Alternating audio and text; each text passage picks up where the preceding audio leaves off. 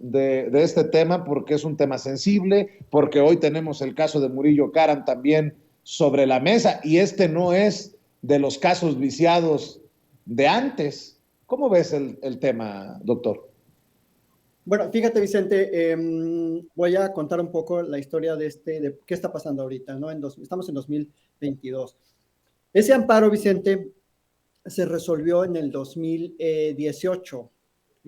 Es un amparo, es el amparo 203 de 2017, resuelto por el primer tribunal colegiado en materia penal de Tamaulipas.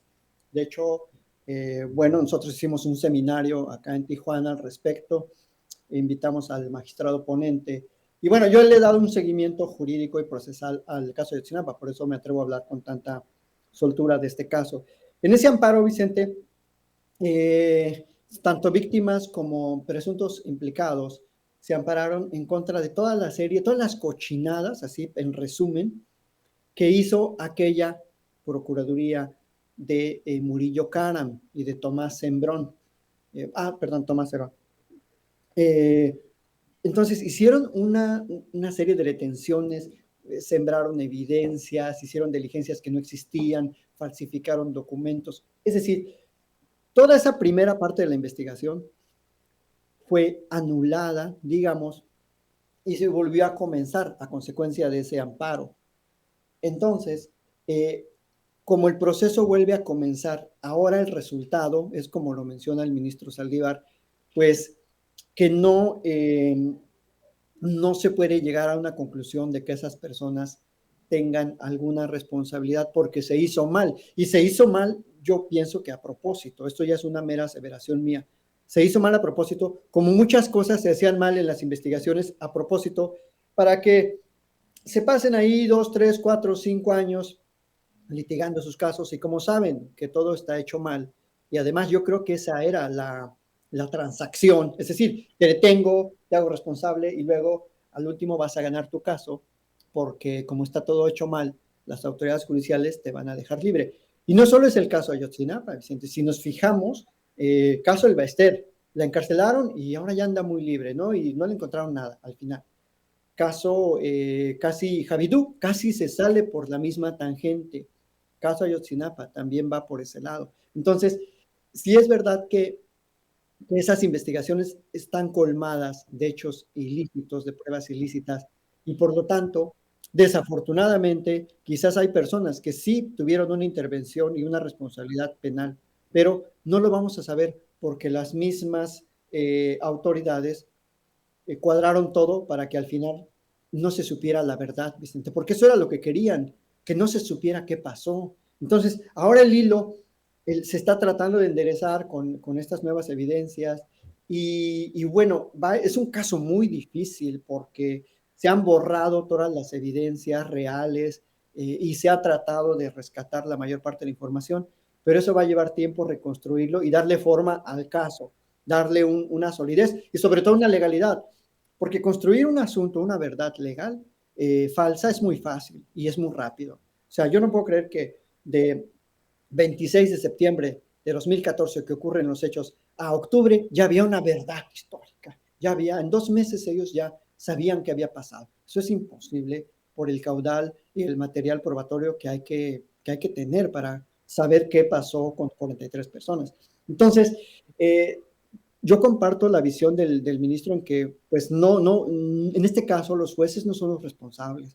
O sea, los jueces trabajan con lo que les lleva la policía, con lo que les lleva la procuraduría, con lo que dicen los testigos, y así les dice la ley, así les dice la Constitución. Ellos, per se, no inclinan la balanza.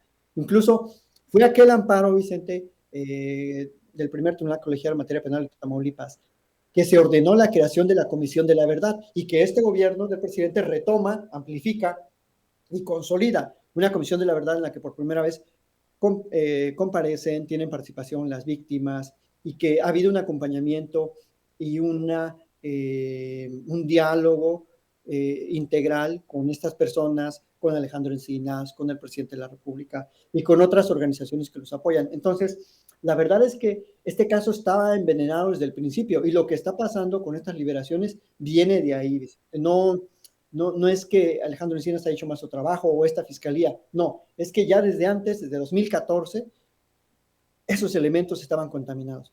Y luego, pasando al caso de Murillo Karam,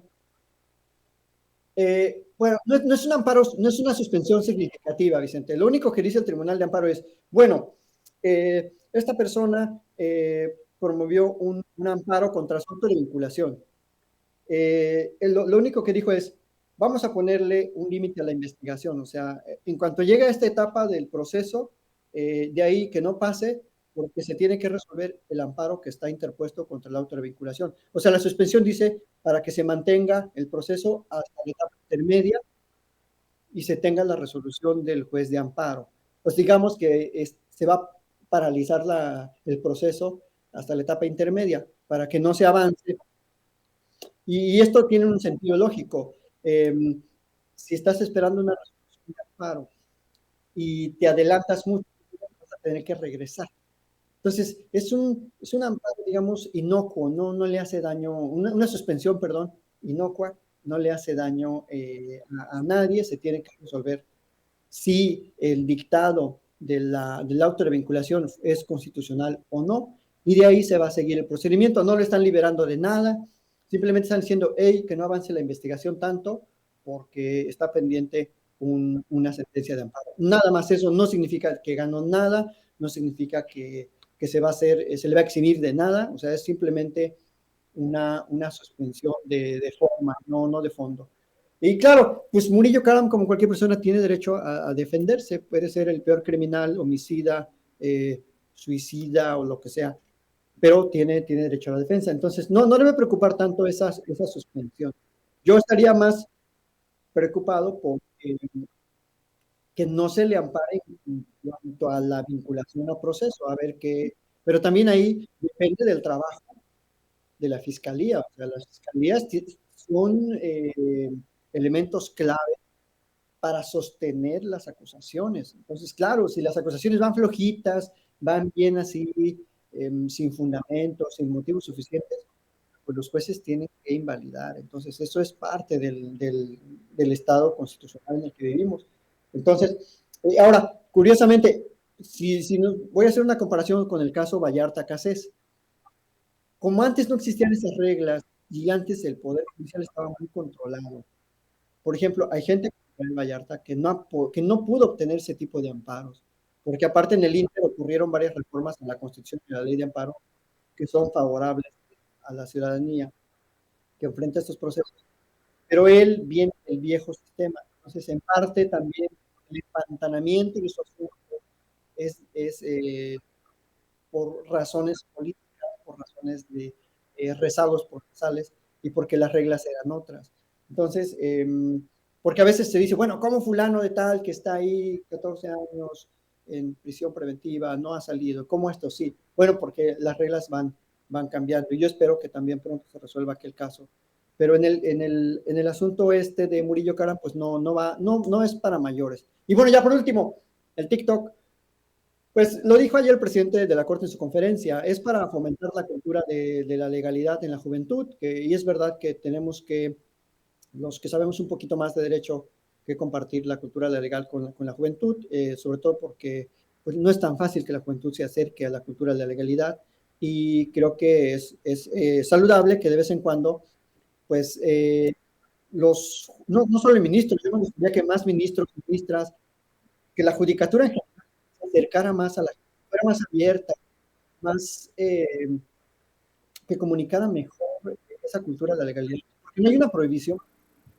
Entonces, creo que eso es muy bueno y qué bueno que el presidente de la Corte tiene esa, digamos, cercanía con el público. Porque más dice que se lo preguntaron, él pues no se quería subir a ese tren, yo creo, pero pues dice, me preguntaron que si aventar muñecos.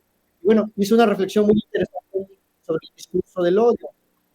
También dijo que es importante no fomentar discursos de odio, y eso creo que es muy saludable en la esfera pública, porque como tú sabes, cada rato la oposición es muy incisiva en este tipo de discursos, descalifica, y se pierde muy fácil la oposición en esos mensajes de odio, y creo que el ministro trata de contribuir a una cultura de mentalidad. Eso diría Mi querido doctor, como siempre es un placer escucharte porque precisamente es tu campo y tu pasión. ¿Por qué no cerramos invitando a la gente para que se sume también a tu audiencia, para que te siga, para que te apoye, para que te lea? Claro que sí, Vicente, muchas gracias.